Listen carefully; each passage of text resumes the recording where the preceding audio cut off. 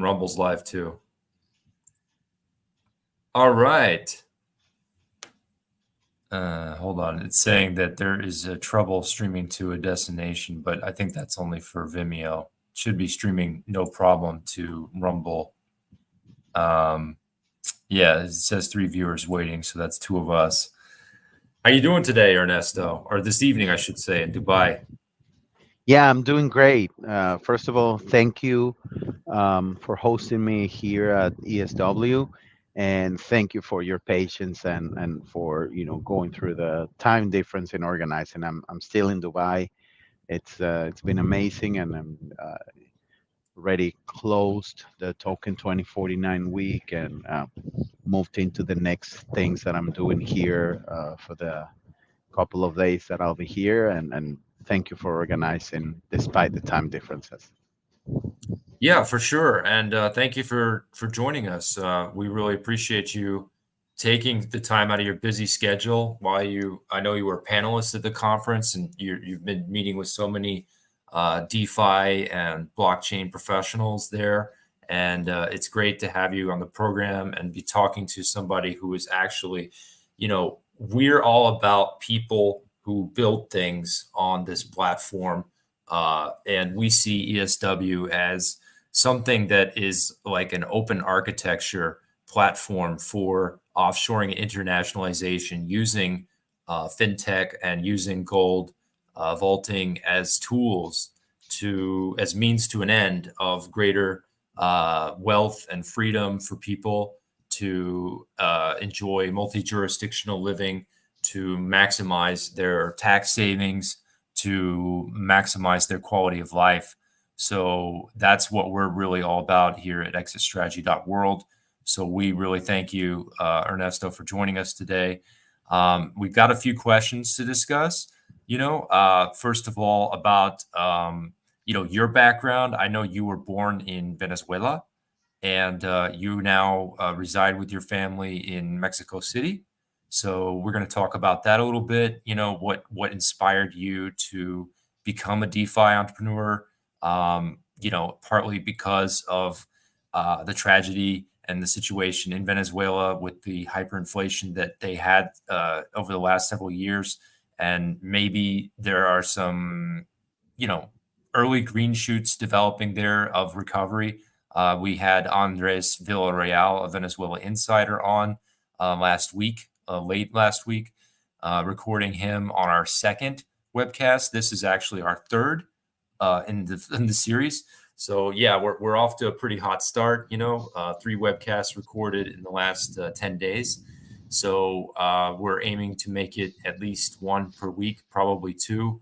Once we get Vijay Varghese, our CEO, starting to stream at least 1 guest per week, ideally, then we'll be stacking content, and we'll be able to, get a lot more momentum in terms of, having the clips cut by our video editing team, so we can post those short excerpts from these longer webcasts on our TikTok, on our Instagram, and of course, on our Akeys channel. You can follow us at Exit Strategy W. That's at Exit Strategy W for the win.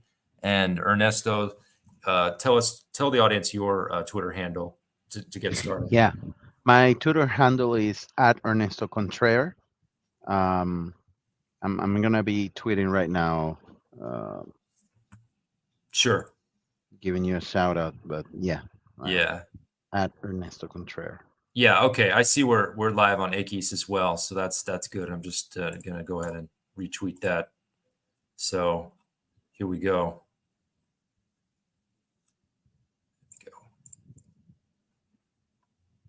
Alrighty. And we also should be streaming live on Rumble, on our Rumble channel, looks like. If all systems are go there. And like I said, I don't know about Vimeo. Vimeo is kind of the orphan of the group, but that in any case, we are really glad to have a tool like StreamYard where you can simul stream to multiple channels at once. I'm not here to plug them. I'm just mentioning what we're using as a tool. And regarding, I think you mentioned, Ernesto, that some things that you're passionate about are, like you said, that uh, blockchain and DeFi, that is, cryptocurrencies, are helping people escape the failures of governments, of central banking when they create, hyperinflationary situations, or even now in El Gran Norte in the United States of America, the severe inflation that is starting to really impact people. And what we're seeing is that a lot of even, retirees or near retirees are starting to contemplate potentially relocating south of the border to make their 401ks and their if they are lucky to have a pension, their government pensions stretch further. And talk about, um, you know, kind of what you're hearing. Well, first of all, let's bring it back to Dubai. What you heard at the conference this week? Like, what were the main themes that you're hearing from the other entrepreneurs there on the ground? Because number one, I'm fascinated by the fact that not everything's going to the States anymore. You're having these direct connections made between entrepreneurs in LatAm and the VCs in the UAE, in Dubai, in Abu Dhabi. I mean, it's a major venture capital center for the whole world in the DeFi and payment space right now. So tell us, what did you hear at the conference this week, and what were your favorite themes?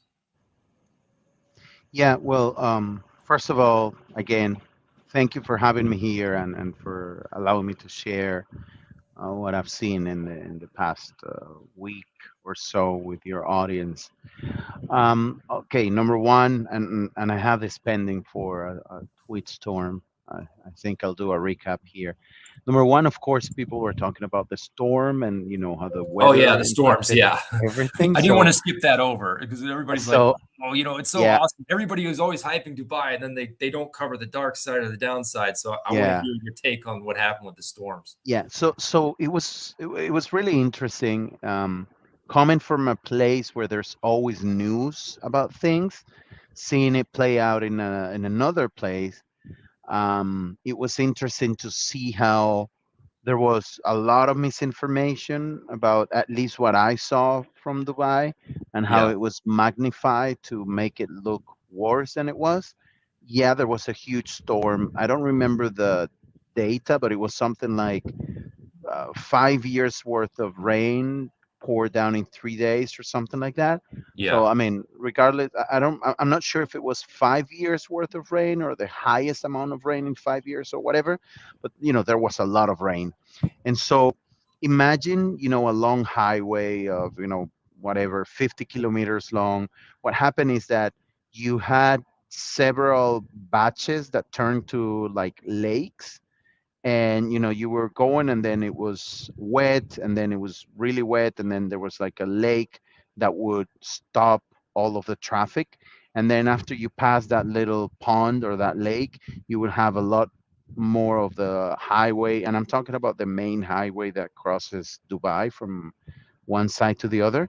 So that created mayhem throughout all the city, and that just basically stopped all of the traffic. So yeah, in these lakes you could see even at some points that cars were completely covered, but at most places cars, the water got to like the door or something. So what I'm trying to say here is that, despite the physical damages that these could have happened, at least from what I saw, it was not the damage that we saw on TikTok and on Instagram, that the whole city collapsed and things. I believe there were some news that magnify the amount of the flooding. um, it stopped the city for sure, but I didn't see that it was something that killed people. So, having said that, it was a very, like, I didn't do anything on Tuesday. I was lucky to arrive here, I think, at 5 a.m., and then the big rain started somewhere around noon, and then everything got, or somewhere around late morning. So everything stopped in the city on Tuesday, and then on Wednesday, I heard that most of the taxi apps and the taxi drivers stopped servicing. So everyone that came to the conference was stuck in a place. And remember what I told you about the lake. So if you were trying to walk away from the airport to a hotel, you were probably walking and then got to one of these patches of water. So yeah, it was really bad. I didn't see something that I would consider would be deadly to people.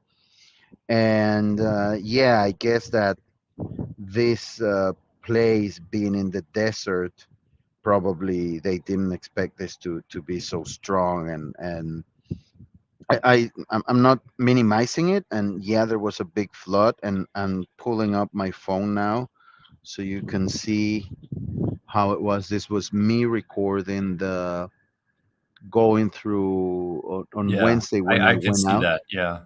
Yeah, on Wednesday when I went out, remember that like this is one part that was over flooded, and you can see the car in front of me, how the water gets to his wheels, but it's not as bad as when you got to one place. And then when you kept riding, just a few meters after this, you would see this. You see? Yeah, that's clearer now. So yeah, you would see patches that were completely dry, and then and this was on Wednesday, other patches that were over flooded. And then it took a few days for the authorities to dry up the parts that were flooded. And I imagine that they're working now on figuring out what happened and how to not make it repeat. So going back to what were the talking points, this was one of the things. And sadly, a lot of people got caught. So imagine you and I were on a networking event at one side of town, and Yeah. then everything started pouring down. And when we wanted to go back, we probably got stuck because there was a couple of lakes in between our location and wherever we were going next, and there was no taxis, as I mentioned. So that's what created a lot of the chaos. And definitely, the city was um, uh, stopped. And I just want to But you could dump the paint. same amount of water on any city in the planet, and it would have shut things down for a while. I mean, it's not like this is unique to Dubai. And the thing that people have to understand is, yes, first of all, it was maybe an unprecedented amount of rain. I know there were flooding problems earlier in Oman, which is right across the border. There was flooding. So this is, if people want to talk about the cloud seeding or what have you, there's some controversy about that. But it seems to me that this was maybe an extreme outlier event. And uh, overall, I mean, Dubai is a fantastic place to do business. It's an amazing place for in terms of what you can get in amenities. Everything's brand new. It's been built in the last 30 years, or even some would say, I think the majority of the construction is in the last 15. And uh, you know, I definitely think there's a certain amount of envy that maybe drives some of the coverage that people, as they say, haters want to hate. Like they can't really match what Dubai has to offer in terms of modernity as a city. I mean, that said, it's not for everyone in terms of obviously the summer heat and the other conditions, but when it comes to just a place to get together with people from around the world, it's just unparalleled. I mean, right. I mean, would you agree with that statement, Ernesto? Yeah, I mean, definitely. And I mean, I didn't get to tell you, but 12 years ago, I lived in China for about 2 years. So I see the similarities. When places are developing and they're growing, they usually get, just like anything that's rising, it happens to people too. They get a lot of naysayers and a lot of people trying to figure out what they're not doing correctly or comparing it to places that are already developed. I call this just growing pains. Maybe they weren't expecting such rains, but I would imagine that they're figuring out how to solve it. coming from LatAm, where we haven't developed as much as we wish we did. When I see all this growth, and whether it's 30 years, 15 years, it's amazing. And yeah, not everything is you don't get everything right the first time around. So I just wanted to give perspective, and not to minimize it, but also not to say that it was. And there was a lot of AI. I don't know if you saw some Ferraris on top of boats and things.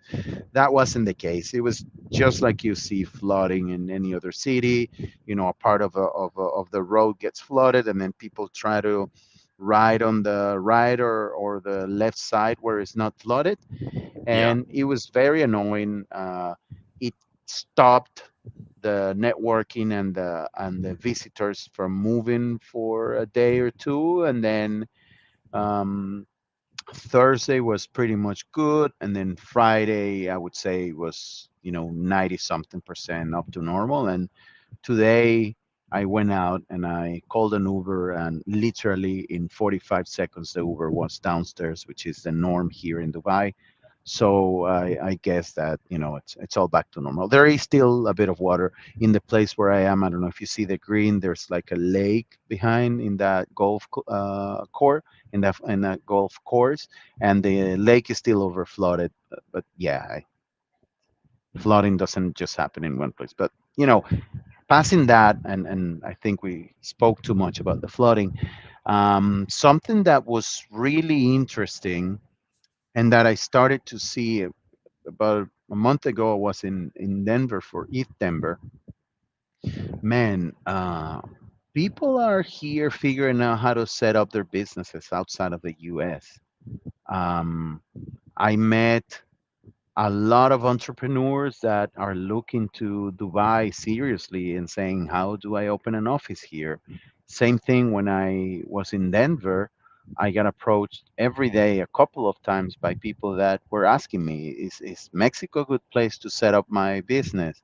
Should I, what happens if I open a company in the Cayman Islands and then I have my offices in Mexico? It's Right. especially in crypto, Yes. or very much in crypto. The recent, uh, yeah, the army against crypto is doing its job to drive entrepreneurs outside of the U.S. I've been in the industry for about 7 years, and all the other years, the friends and the people that I know were, trying to hire more people in the U.S., trying to open another office if they were in the West, then on the East Coast, or vice versa.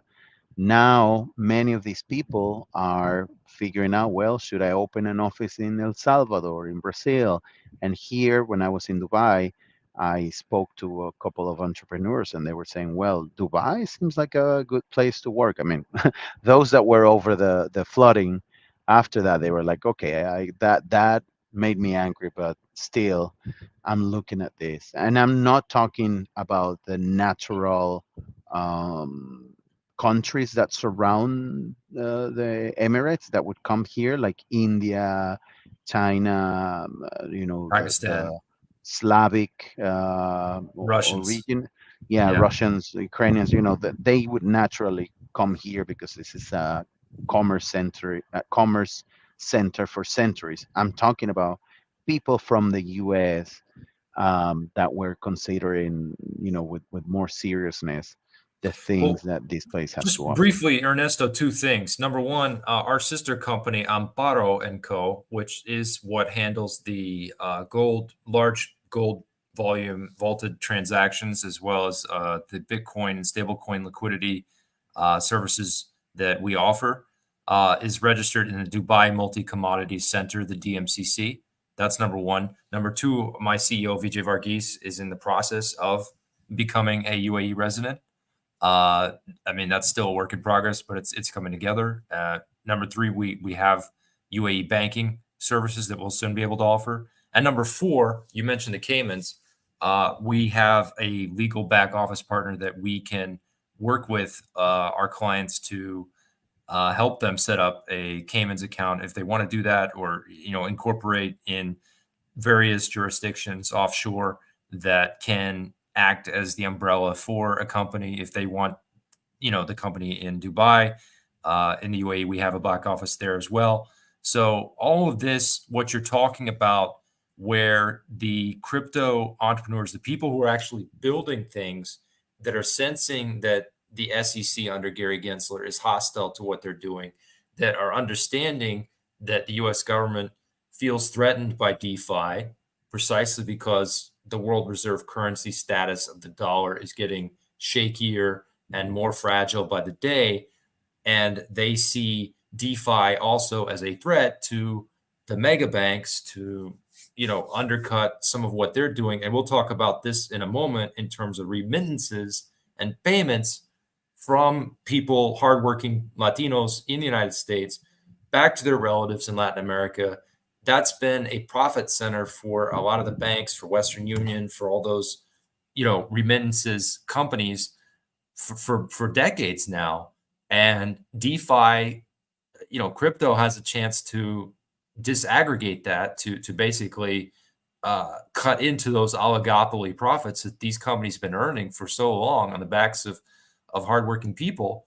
And that's, let's be honest, like my friend Dimitri at Back the Bunny likes to say, if you're sitting in this incumbent's chair, then DeFi is objectively a threat to undermine your profits and your power as the world reserve currency issuer, because there are new offshore financial centers developing. There is Dubai, which wants to do business with everybody. You just mentioned the Russians and Ukrainians. In a moment, I've talked to Russian entrepreneurs, and they say, there's no war here. There's no problems. One of the gentlemen I spoke with has a Ukrainian business partner. I think he was from Kharkov. It's really, the times are really changing, and Washington, and to a certain extent, the City of London as well, in the UK, is trying to play catch up, and they're not dealing with it very well. I think even mentally as policymakers. Obviously, what late stage empire did deal with it very well? Well, you could look back at ancient Rome when there was a transition from the western part of the empire to the east. That happened where Rome started to decline, and the third century crisis. And what happened? The Romans set up a capital in the east, in Byzantium, what is now Istanbul. It was Constantinople, Turkey.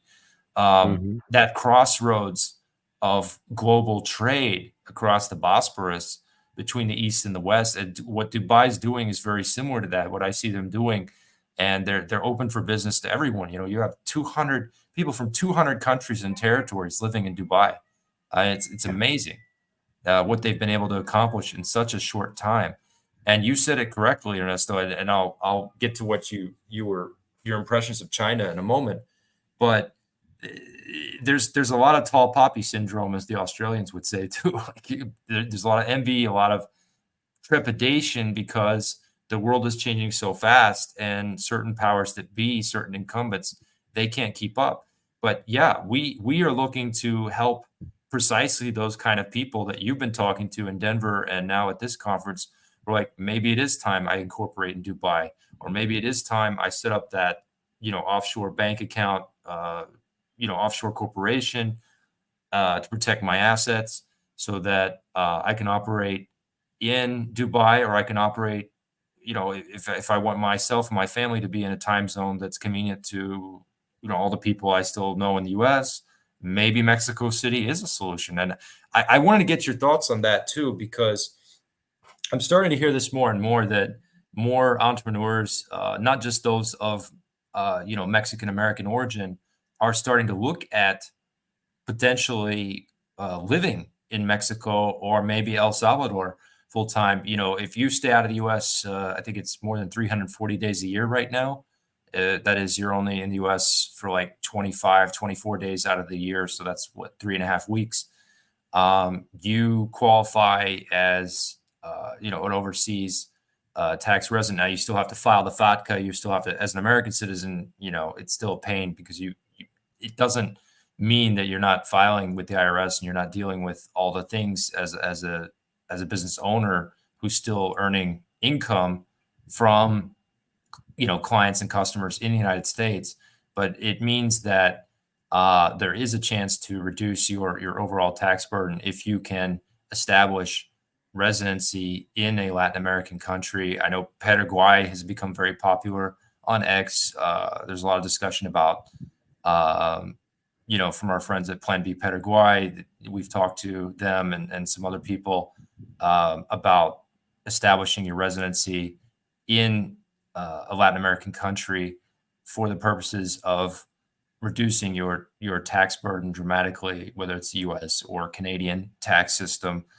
I mean, we're not giving tax advice to anybody here, but we're just suggesting strongly that with the direction the dollar is going and the Canadian dollar as well, with the severe inflation, that people definitely look into it, especially if you're running a crypto or a more location independent business that is not chained to a particular brick and mortar location.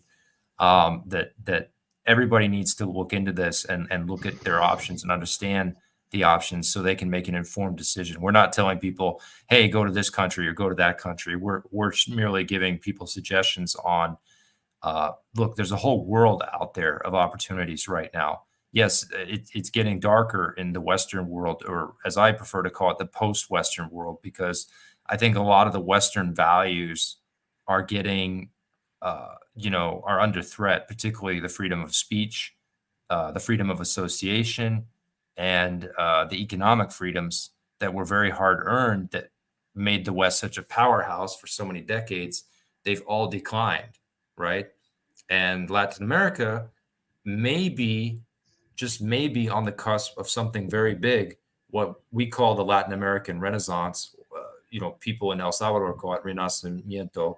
And I wanted to get your take on that too, because what do you think? What does the Latin American Renaissance mean to you? And are you seeing it, at least Yeah, the start of something big on the ground, yeah, not just in El Salvador, but I mean, that's spreading to other countries too? Go yeah. ahead. Well, I mean, I'll start by threading a bit on some of the things that might be happening with regulators in the U.S. And I'm just going to quote a friend. She's an African American of Caribbean descent, living in the U.S. And when she's an expert in regulation, she's been working there for all her life.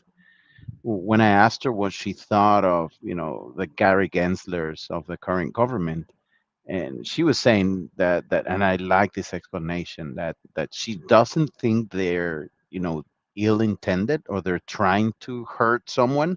It's just that if you're a white guy that worked for banks for all your life and are a millionaire and now you're a regulator, you just don't see that there's anything wrong with the system. you know you grew up and with all this benefits, and you're like, hey, why would anybody want to change the JP Morgans or the whatever big banks of the world? This is working correctly. So I like that point of view. I think that, maybe it's not that they just want to hurt people. It's just that they don't even see that that system is not working for a majority of people.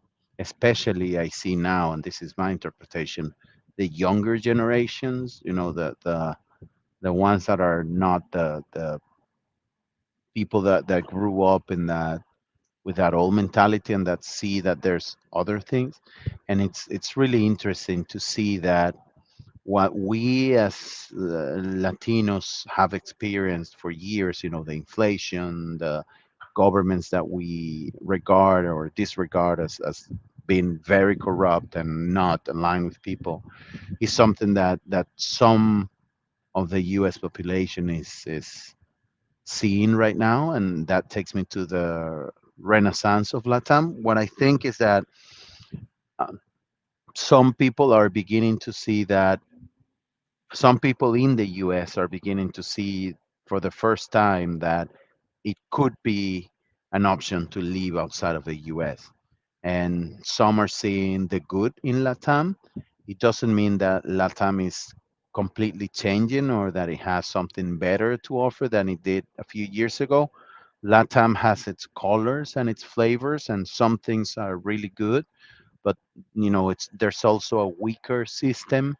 And what I tell my friends from the US when they're, exploring whether to move to Mexico or any of these other places, that yeah, there are some uh, parts of the cities or of the countries in Latam where you can have a very good life. Like, Caracas was in the 80s.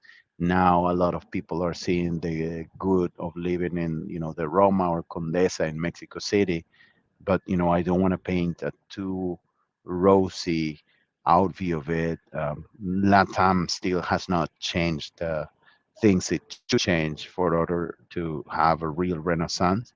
I don't know about El Salvador. I was there a year and something ago when Bukele announced Bitcoin City, and from what I hear, they're doing the right changes, like working hard on minimizing or eliminating the violent crimes, and that's a big problem in all of Latam. So if he Yeah. manages to do that correctly, then many other things will flourish. I'll just give you an example. In Latam, there's billions of dollars that are being wasted and used in controlling the insecurity, because people don't build more businesses because they can get robbed or they can get stopped by mafias. And then if you stop that, then a lot of the other problems might get solved. Overall, I do think that LATAM is that forever promise of it's going to be the next big thing, just like China was, just like Dubai has grown. And I hope that with the recent technologies and the brains that are coming from other parts of the world that are helping the entrepreneurs see opportunities, that we can be that light, that spark that allows to flourish more benefits and more wealth and more education and more development for LATAM. So in short, that this renaissance, I think it's a lot of people from other places seeing the good things of LATAM, and I hope that with these new people and us, the people that live in Latam, we can work together to make it happen and have a real renaissance that's sustainable and that helps the countries and the people improve for the better. That's an excellent answer, and I certainly wanted to, as I've gotten more experience with these webcasts, I was on many webcasts previously, but I was never the host. So I definitely want to give people the opportunity to make longer answers and longer to medium sized answers, and also from my perspective here in the U.S. And I mentioned this to Andres Villarreal of Venezuela Insider last week that.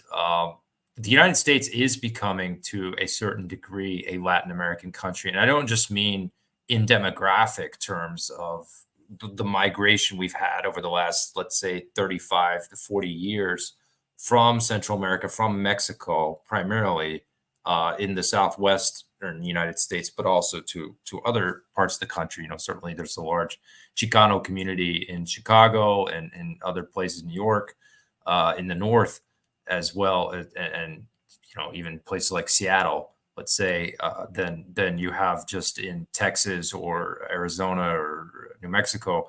But what I mean is that the U.S. is becoming more Latin American in terms of the distribution of income, in terms of the education levels of the population overall, the curve of it. That you have some very highly educated people, but you also have a larger group of people who don't have access to those opportunities. And also, just in terms of the political corruption, is becoming such a huge problem. President Eisenhower warned us back in the early 1960s about the military-industrial complex. Certainly, Latin America has struggled with, let's say, the militarization of life because of the security problems, because of the ideological polarization during the last Cold War. You had Operation Condor, you had military dictatorships in South America and Central America, things like that. And here in the States, I mean, people talk about Trump and try to make it all about one man and one person. But the reality is that Trump is a kind of Latin American elite style leader to some degree. His populism, and Andres Villarreal and I talked about this last week, that Trump is kind of like a populist. He's making big talk, big promises, but at the end of the day, you see what's happening. He's on trial. He may be on the ballot on election day from jail in New York, for all we know. And not to get off on the tangent on Trump, because this show isn't about partisan politics, but our main point is that what's happening to Trump, what's happened to Bolsonaro. There's a lot of similarities. You can draw a lot of parallels to situations that have happened in Latin America. I remember, I think Fujimori went to jail in Peru several years ago. He was Yeah, Peru. he was the elected president of Peru. He was a guy of Japanese origin, which kind of made him stand out. But I mean, what I'm saying is that the U.S. is not. We're not distinct from LatAm as we like to think we are. We have a lot more similarities than have previously been acknowledged. And even the inflationary situation now is something that people on both sides of the border have in common. I was talking to a lawyer in Mexico City several days ago, early last week, and I told him Ron Paul's, the Texas Libertarian congressman who's now retired, his joke about how you better be careful about putting a wall on the U.S.-Mexico border, because one day the federal government might use it to try to keep the gringos in, not to keep people out. So it's like, and obviously, if we're on the cusp of something big, of even potentially, a civilizational change, like something that happened, maybe the last time it was seen as happening was, the fall of the Roman Empire, or the transition, some would say, in the Roman Empire from the west to the east. I look at LatAm as potentially the Byzantium to the United States' Roman Empire, because Russia, it's the third Rome. It certainly has a lot of things going on. For the longer term, it has vast natural resources. But when I look at where the talent is going to go, where the biggest opportunity lies, it's probably closer at hand. When you're looking at Mexico, or you're looking at potentially a place like El Salvador. Now, obviously, it's much geographically, it's not as, there's a much bigger challenge to cleaning up a country the size of Mexico, to dealing with the gangs and the violence there, than there is in a smaller And it's country Salvador. like El Salvador, because Yeah. El Salvador is more geographically compact. It's not, let's say, directly on the roots of the drug trade, smuggling in the United States, as much as Mexico is, or as much as, say, even Ecuador is, where the president is trying to implement some bucalismo type solutions to the narco gangs problem, and he's encountering, way more violence, pushback from the gangs, because they saw what happened in El Salvador, and they're fighting back right now, and so there's some bloodshed going on in Quito, and in the prisons down there. There've been some riots and things like that. So, tell me about, what would you say was the main theme of the conference for, what is the main thing you're hearing as a Latin American DeFi entrepreneur from the venture capitalists? What are they looking for?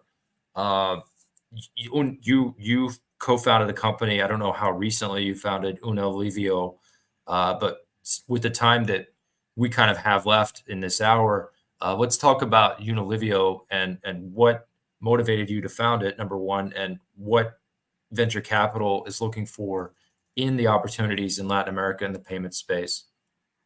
Yeah. Yeah, great conversation, and we totally got sidetracked. It's On great to bring it politics, back. but I may Yes. want to talk about entrepreneurship. Yeah. Yeah, and just to kind of give a closing thought there, um, I- as I said before, I don't like to minimize the issues. Latam has lots of issues, and um, we have deep issues that run as Latin America, that run deep into societies for even hundreds of years, and every country is going to have a different issue to deal with, and like I said, I believe some people are starting to see the good things in some of Latam, and also there's things to that are challenging or to take care of. And in terms of what UnaLivio is a payments method for small and medium enterprises in LATAM. We enable people to pay cross-border for their goods and services of their family. So it's kind of like a way of sending money, but instead of sending money, you pay for goods and services like the doctor's consultation of your family. So instead of going to these legacy offices and waiting in line for 3 hours and then having the other person go pick up the money, you can directly pay for, a blood test, and then your family can go and do that and move forward and start taking the medications they need. This is a project that I've been working on for more than a year, and I finally dedicated myself with heart and soul full time since the end of last year. And we came here, we started talking to some VCs and some investors, and what we're seeing is that there's a lot of interest on the stablecoin use case, especially in what is known as the global south, because VCs see that that's, even though it's like 10% of the overall crypto market, it accounts for, I think, over 70% of all the transactions in crypto. So they know there's something out there, and they know that people in Latin America are used to looking for other type of currencies besides their own, and stable coins are one of the big solutions. So there's definitely a lot of interest there. VCs are open to hearing how entrepreneurs like myself and many of the other guys that have built big companies are going to tackle these problems using the latest technology. And it's amazing to see that some of the solutions we're building can and will probably also be exported to other places, because a migrant from Pakistan that comes to Dubai has similar problems than a Venezuelan that went to work in Colombia or Chile, or that Or one an of the many. Egyptian in Dubai too. Egypt is a huge, Exactly. potentially huge market. I just published a piece on the Patreon of ESW about and it was a very basic introduction to that market. But there's 113 million people in Egypt. I didn't realize that the population is still one of the fastest growing Yep. emerging market populations in the world. So yeah, Yeah, yeah, exactly. The and and problems are and, very and similar. sorry, and still probably I don't know the rates, but I'm sure that those guys at the big corporations, they love to take that 11, 20, whatever percent of fees when Yep. somebody's trying to send money back, and that's where the smaller, more nimble fintech startups are finding that huge opportunity. In our case, we're starting to serve the Venezuelan market, and we're starting to serve those 8 million Venezuelans that have moved abroad and are sending resources back home. But the same principle applies. If you're a Colombian living in Spain, you're paying almost 8% in fees, and your family's having to wait hours, sometimes even a day, to go and collect the money. So it is the same pain, I'm going to call it. And the solution is, well, we use this technology to make people's lives simpler and more efficient. And that's what I'm seeing here in Dubai. And it's the same thing that I saw back in Denver. And we hope to, take it to the next level and impact more people. That's been a lot of our motivation. When we see somebody that's sick, that's requesting for help, we see, well, we need to get UnaLivio to scale, because this is going to impact a lot of people in a good way. Yeah, and about the positive impacts, one of the things we talked about off the air before we aired today's show was regarding the potential for the medical and dental tourism to LATAM, primarily to, I'm thinking Mexico and El Salvador, partly because of all the positive changes happening in El Salvador. The country's reputation for safety is growing, and more people from the United States would be willing to go there. Now, you mentioned that I think UnaLivio is not licensed to serve people who are U.S. citizens residing in the United States at this time. Is that correct? It's Yeah, yeah. It's we started because of this. issue that I told you, I've been working in crypto for 7 years, but many of my friends, they were having problems saying, hey, I want to pay $30 for my family to go buy this thing, and the fee is just crazy. Can you help me? So I was helping them out, send money in crypto, and then I realized that this is a solution that people need. So we started not by looking at this opportunity, but when you mentioned it, I was thinking that that's probably a very big opportunity. And a quick side note, when you've been talking about Americans trying to move south and still vice versa, it's really interesting because I know a lot of Venezuelans that have migrated to the US in the past 3 years.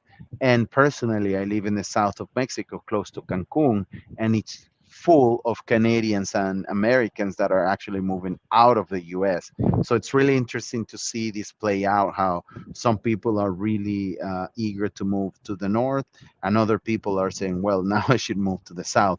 So it's interesting how we're all seeing the world differently. Yeah, we call that by the way, we call that the repat market or the repatriation market, where you have Venezuelans who maybe have done very well for themselves in the United States, but maybe their kids are reaching a certain age, or their parents are getting older, or they're looking at their wealth and they're saying to themselves, well, okay, maybe Venezuela is not where I want to go back to, but maybe I want to look into getting a residency in Mexico or in a place like El Salvador, where I feel that there is stability and, there are English speaking schools for the children. I know in Mexico City and in Monterrey and the major Mexican cities. So you can get a very high quality education there for your children.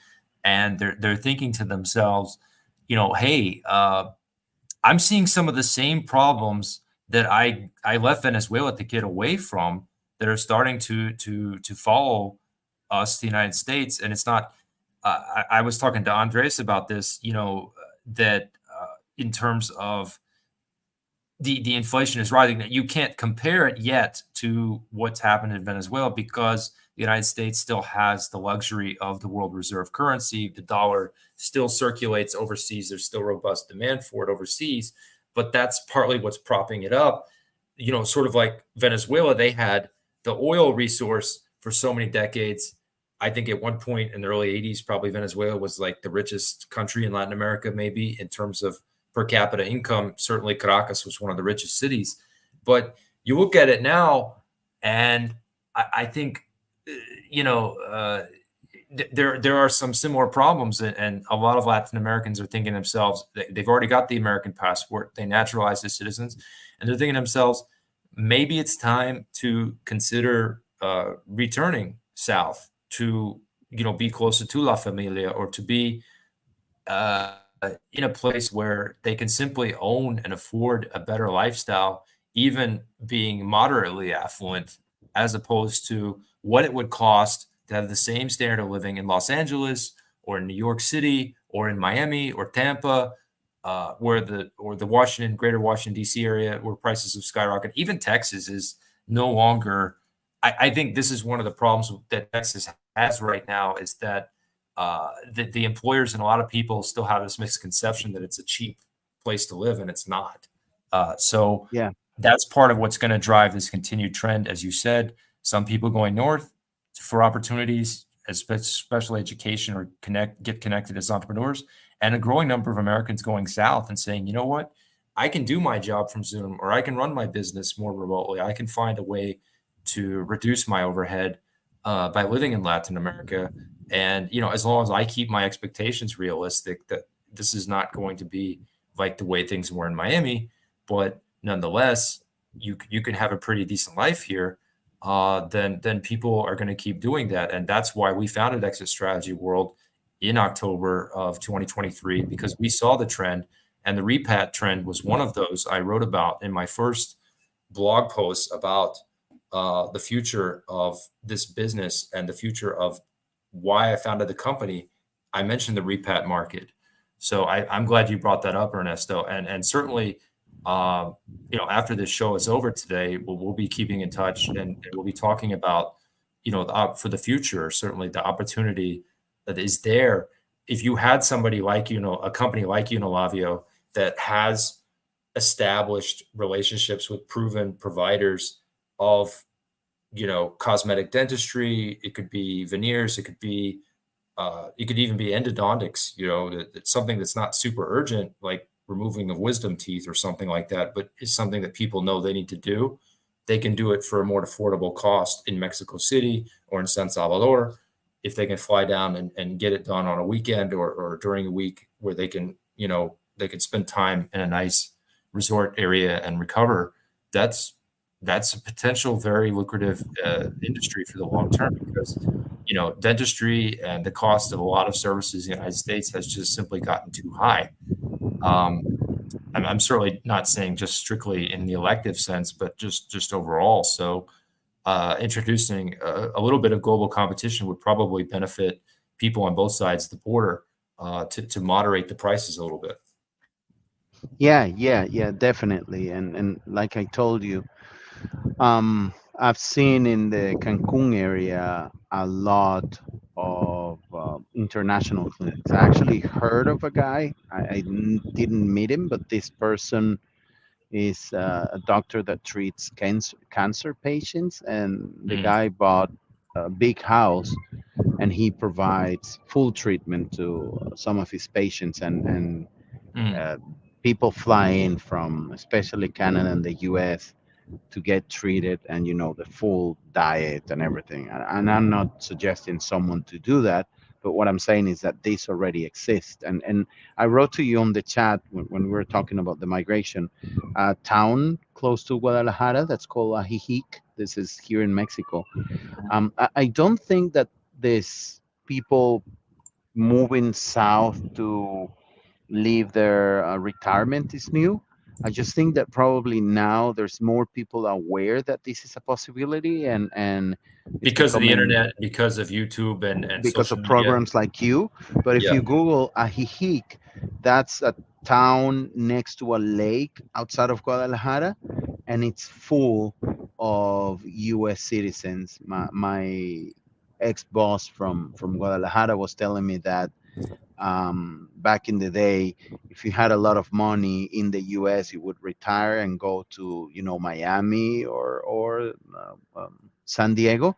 But if you didn't have so much money, you probably went to Ajijic because, yeah, with your 401k or whatever that amount was, you could afford a much better life in Guadalajara. So what I see or what I hear when I hear people like you is that you're not just looking at Ajijic, but you're exploring the world, and that's one of the reasons why I wanted to come here and share my learnings and learn from you, is because I think that you, a group of smart guys, are showing the world that there's possibilities and more things to do outside of the US. But also, I like that you guys are raising your voice and telling your government and the people that they're supporting that, you guys should change what's not correct so the course can be corrected. And because, yeah, we should all fight to improve our places or countries, and know that living is not the only option. We should always raise our voice and figure out how we can support and put our building blocks for better future of the generations that are coming. So that is Yeah, something that I applaud and that definitely. I support as much as I can. Definitely, and that's what we're all about at exitstrategy.world. Our slogan, actually, that we've trademarked is "Create your own free world." That we don't believe that the free world is defined by blocks anymore, or even particular borders. It's defined. I think Alexander Solzhenitsyn said it best when he said the line between good and evil runs through every human heart, and there are no bad countries, there are no bad peoples, there are bad governments, there are bad oligarchies, there are bad power structures. If you happen to be a Christian, you believe that there are forces of evil in the heavenly realms that rule particular geographic fiefdoms of our visible world. But there is no uh, free world anymore in the classic, let's say, Cold War sense, where you had a Berlin Wall running down through this iron curtain running down through Europe, and it was very easy to delineate where people wanted to go for freedom versus the countries that had to keep their people sort of locked down and prevent them from leaving. Whereas now you have a situation where some of the people that claim to be championing the freedoms or fighting for freedom are the ones trying to shut down free speech on the internet, are the ones trying to censor things. We got the big controversy with Elon Musk and the Australian government this week. I'm not saying Musk is right 100% or the Australians are 100% wrong. They have a right to regulate violent content on the internet within their borders, but they're trying to externalize their rules to in an extraterritorial way, similar to what the United States has done with using its exorbitant privilege of the world reserve currency, the dollar, to arm twist people and get other governments to do what they want around the world. And people are starting to say that's a bad thing. A lot of Americans like myself are saying that's not even a good thing for the American people anymore. It's not even a good deal for us living here in the homeland, because so much of our resources have been spent trying to run this worldwide empire, running military bases in dozens and dozens of countries around the world,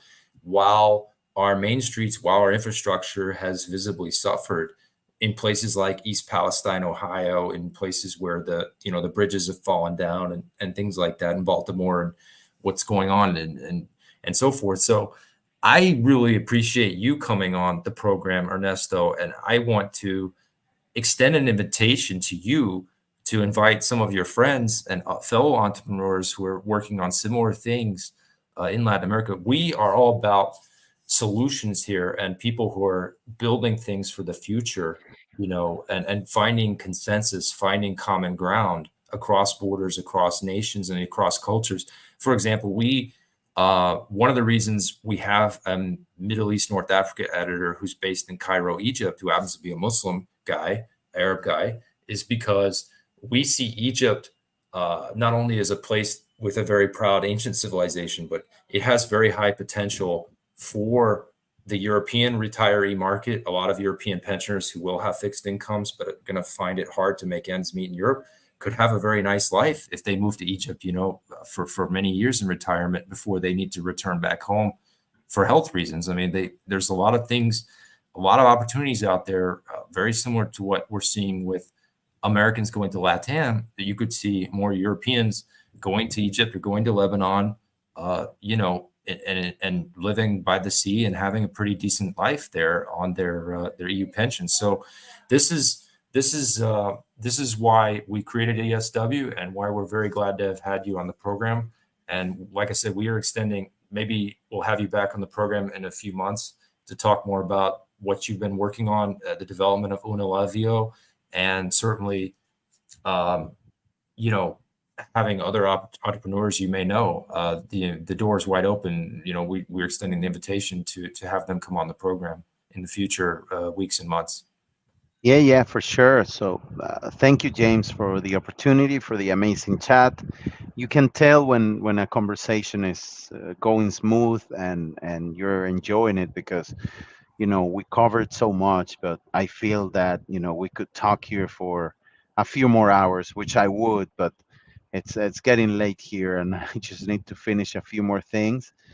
But yeah, this has been an amazing opportunity, and kudos to you, and cheers to all the team and everyone that's striving to make the world more free, to show people that they have more options, and to enable people through technology, through education, and through sharing the good news on how they can live a better life, which is at the end of the day what we all want, for us and for our families and for our countries.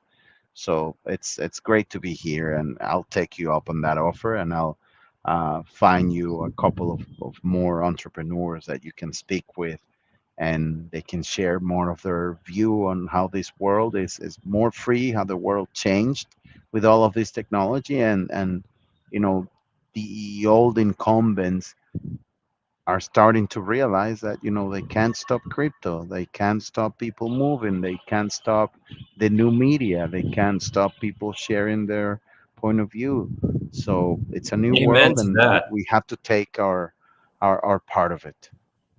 Excellent. All right. Well, excelente, Ernesto. You've been a great guest, and this has been a very good conversation. And I think with some deep and profound answers, that certainly, like I said, I as a webcaster have been working on just giving the guests, just letting them roll with it, and being a little bit more like Joe Rogan and some of the other most popular hosts, and letting the guests really expound their thoughts.